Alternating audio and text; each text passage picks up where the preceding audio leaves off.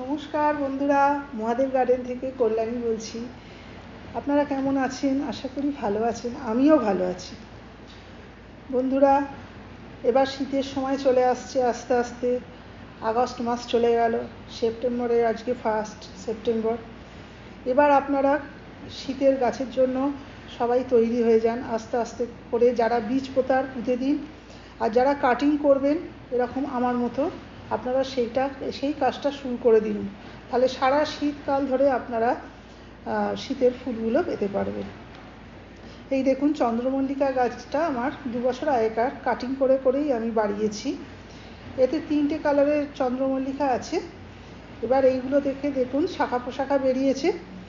এবার এই শাখা পোশাখাগুলো আমি দেখলেন যেভাবে কাটলাম ওইভাবে আপনারা কেটে কেটে নিয়ে নেবেন। আমি আবার আপনাদের পর স্টেপ বাই স্টেপ দেখিয়ে দেবো কীভাবে করবেন। এই দেখুন, যেগুলো এখনও কয়েকটা বড় আছে সেইগুলো আমি কেটে নেব।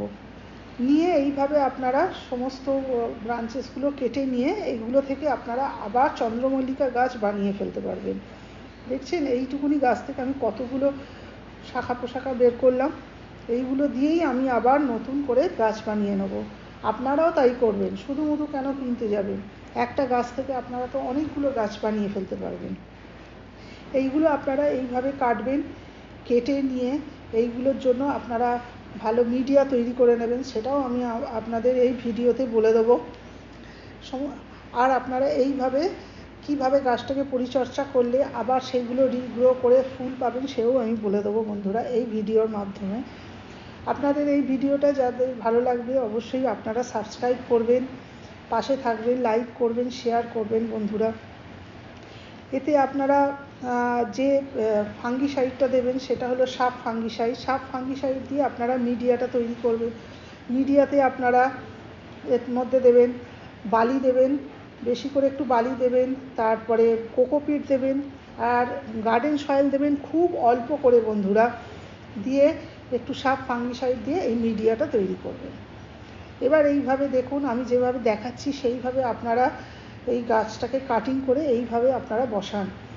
এই গাছে দেখবেন আপনাদের যে দেখালাম যে শাখা পোশাখাগুলো আমি কেটে নিয়েছি সেইগুলো থেকে এই দেখুন গাছের পাতা থেকে নিচটা খানিকটা ফাঁকা করে নেব। নিয়ে এবার এখানে আমি 45 ডিগ্রি অ্যাঙ্গেল করে কেটে নেব। তারপরে অ্যালোভেরা জেলটা নিয়ে নিলাম পাতা থেকে, নিয়ে এটা আমি রুটিন হরমোন হিসেবে ব্যবহার করলাম।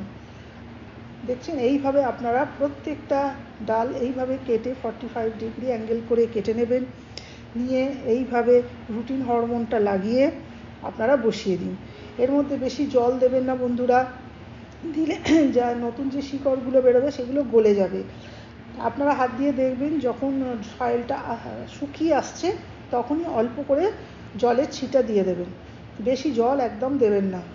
এটা সেমি শেডে রাখবেন, দেখবেন এইটা থেকে বড় বড় গাছ হয়ে গেছে, আপনারা ফুলও পাবেন খুব সুন্দর সারা বছর ধরে। এইভাবে আপনারা চন্দ্রমল্লিকা গাছকে রিগ্রো করে এবং সারা শীতকাল মজা নিন ছাদের মধ্যে। সারা ছাদ বড় বড় ফুলে ভরে থাকবে। এইভাবে আপনারা বসান। আজকে এইটুকুনি ভিডিও দিলাম বন্ধুরা। এরপরে এই গাছ যখন বড় হয়ে যাবে, এইগুলো যখন আমি আবার রিপোর্ট করব তখন আবার আপনাদের কাছে আমি আসব। কি দিলে কি বড় বড় ফুল পাবেন সব আমি আপনাদের বলে দেবো। আজকে এই ভিডিওটা এই অবধি থাক। ভালো লাগলে সাবস্ক্রাইব করে বন্ধুরা পাশে থাকবেন, শেয়ার করবেন, লাইক করবেন। অশেষ ধন্যবাদ বন্ধুরা।